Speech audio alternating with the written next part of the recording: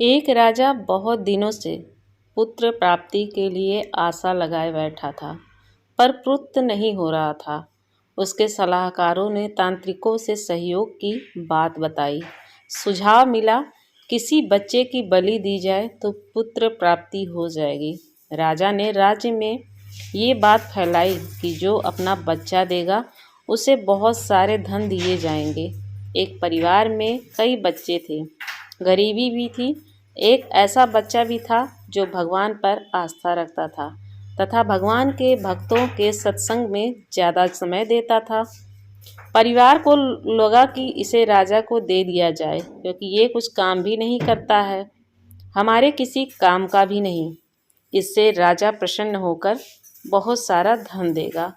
ऐसा ही किया गया। बच्चा राजा को दे दिया गया। राजा के तांत्रिकों द्वारा बच्चे की बलि की तैयारी हो गई। राजा को भी बुलाया गया। बच्चे से पूछा गया, तुम्हारी आखिरी इच्छा क्या है, क्योंकि आज तुम्हारे जीवन का अंतिम दिन है। बच्चे ने कहा कि ठीक है, मेरे लिए रेत मंगा दिया जाए। रेत आ गया। बच्चे ने रेत से 4 ढेर बनाए। एक एक करके 3 रेत के ढेर को तोड़ दिया और चौथे के सामने हाथ जोड़कर बैठ गया और कहा कि अब जो करना है करें। ये सब देखकर तांत्रिक डर गए। बोले कि ये तुमने क्या किया है, पहले बताओ।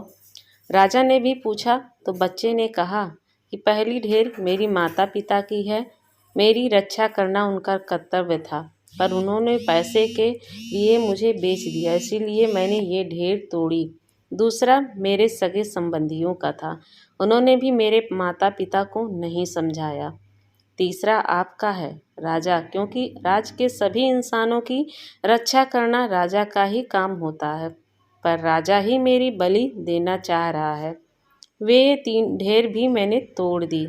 अब सिर्फ भगवान पर मुझे भरोसा है, इसलिए एक ढेर मैंने छोड़ी है।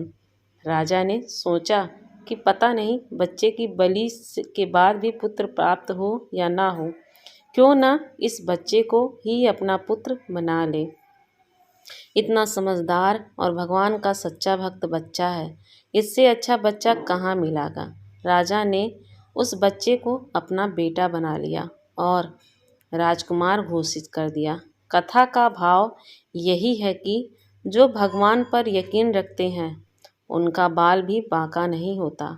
हर मुश्किल में जो भगवान का ही आसरा लेते हैं उनका कहीं से किसी प्रकार का कोई अहित नहीं होता है। जय श्री राधे राधे। धन्यवाद।